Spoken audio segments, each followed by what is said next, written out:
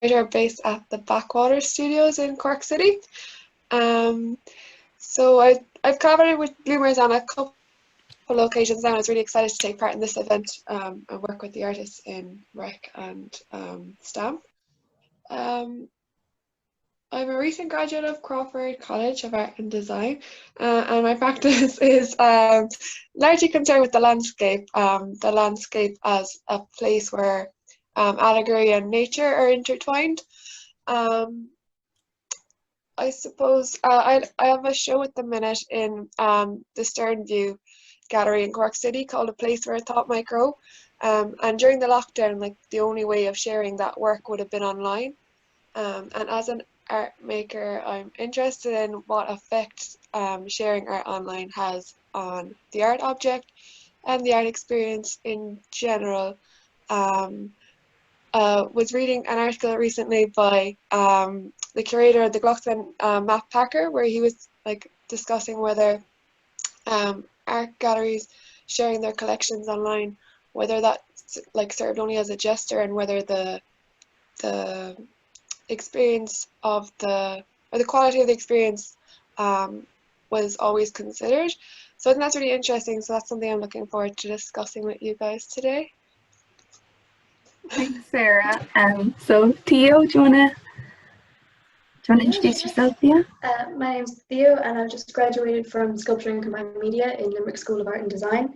My practice is very much centred around looking at synthetic materiality and the relationship of the human and the non-human, and kind of the definitions around those borders. So the language of sculptural material and the sort of the language of that material as well. And I also have a creative and critical writing practice where I explore kind of the tactile quality of language and the sort of embodied experience coming through language. So mediating those two, like the sculptural and the textual language. I've worked with Bloomers and Circa magazine in Ireland. And at the moment, I'm working on a piece to do with the virtual graduate shows for fine artists that have come back in response to the pandemic. So I'm really interested in this event as a kind of a space to unpack some of the things I'm working on in that piece as well. Just this idea of the digital space as a medium for creative work, and how is that working for fine artists at the moment, especially graduates moving into the pandemic.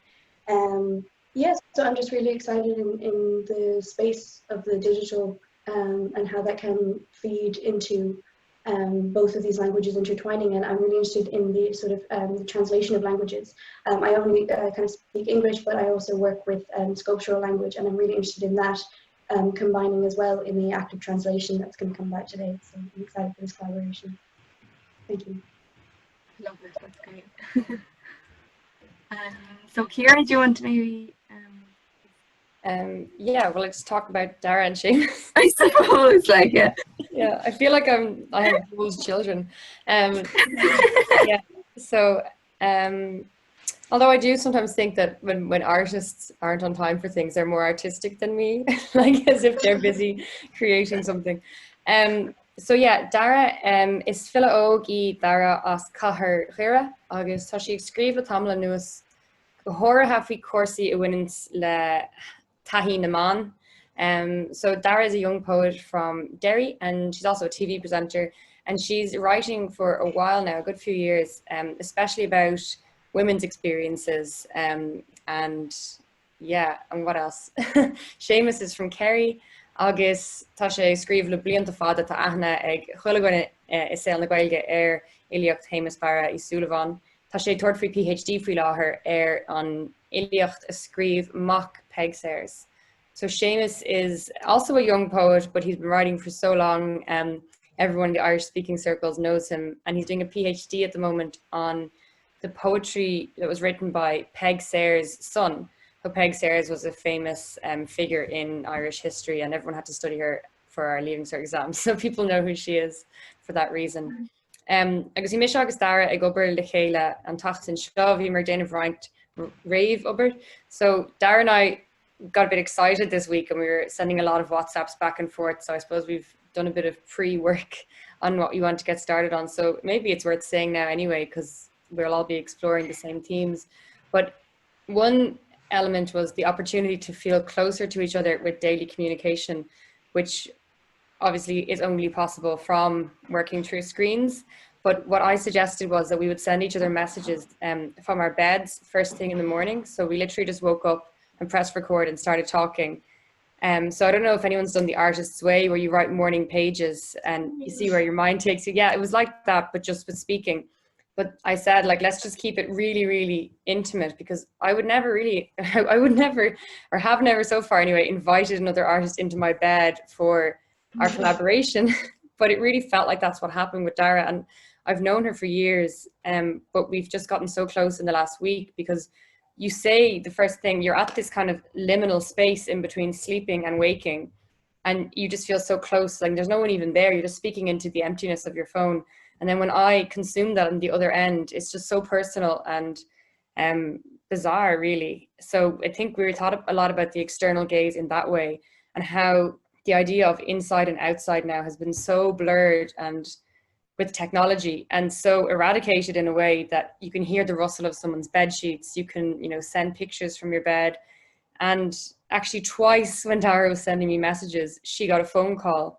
So she was interrupted by that phone call. So it's just kind of the invasion of the outside world. And when I was talking to her one time, a drone flew over my garden and had that has a camera on it. So I just get that feeling of eyes watching you, and are we ever truly just relaxed at the moment? I suppose that's the kind of themes we were looking at.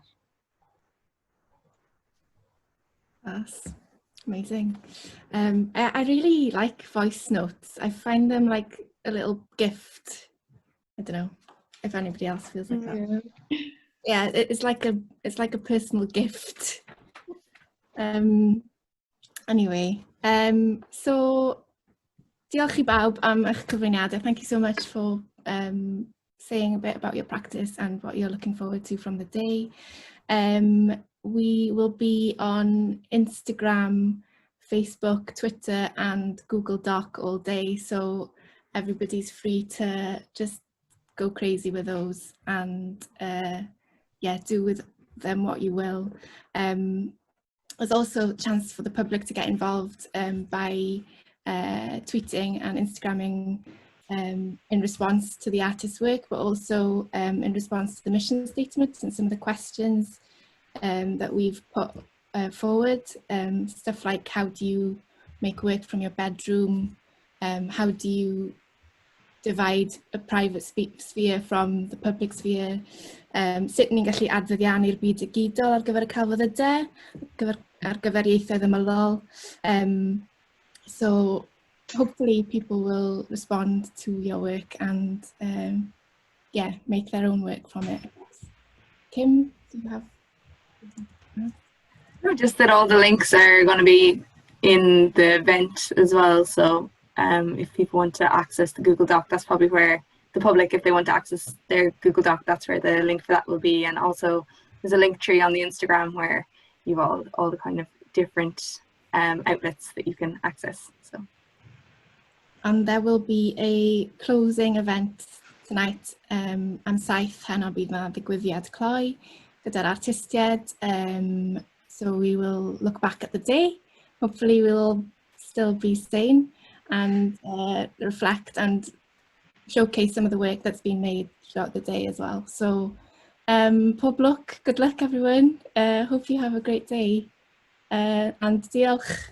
Yeah, but dyna ni. Is that it?